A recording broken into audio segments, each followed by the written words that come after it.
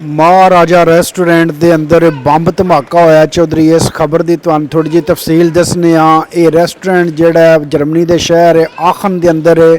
और उत्थे जोड़ा बंब धमाका होया है और उत्ते जोड़ा नहीं गैर मुल्कियों के खिलाफ जोड़ा वो काफ़ी सारे डायलॉग वगैरह लिखे सन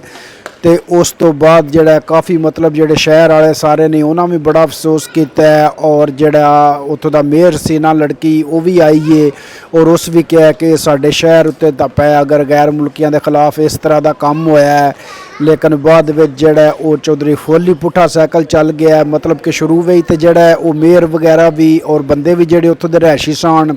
उन्होंने रल मिल के जोड़ा वो मतलब कि कोई फंडिंग वगैरह भी की है ताकि रेस्टोरेंट दोबारा जोड़ा ओपन हो सके। लेकिन जदन तफशीश जी है अगे लंबी चौड़ी की गई है तो उस तो पता लग गया कि वो उन्होंने जोड़ा मतलब जोड़ा रेस्टोरेंट का मालिक सी 64 साल उसकी उम्र सी पाम जिद ना सास और गलबन एक सरदार बंदा सी और वो जोड़ा मतलब पता लग्या कि वो दो बेटे सन एक दी 32 साल उम्र सी एक दी 20 साल उम्र सी और उन्होंने खुद ही बंब धमाका किया इंश्योरेंस को पैसे लेने वास्ते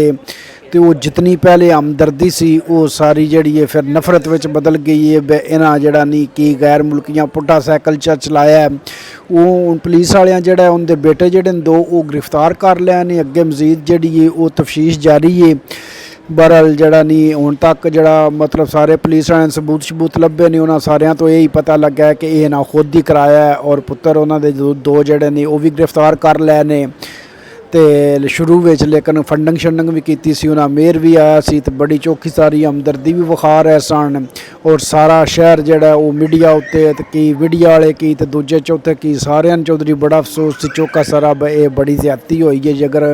मतलब कि गैर मुल्कियों की नफरत की वजह तो यह धमाका होया तो और एंड उत्ते जड़ा नहीं वो बिल्कुल ही सिर्फ इंश्योरेंस वाला चक्कर चलिया जो बदनाम करा छड़िया चौधरी इन्होंने सारे बाकी भी बंदियां।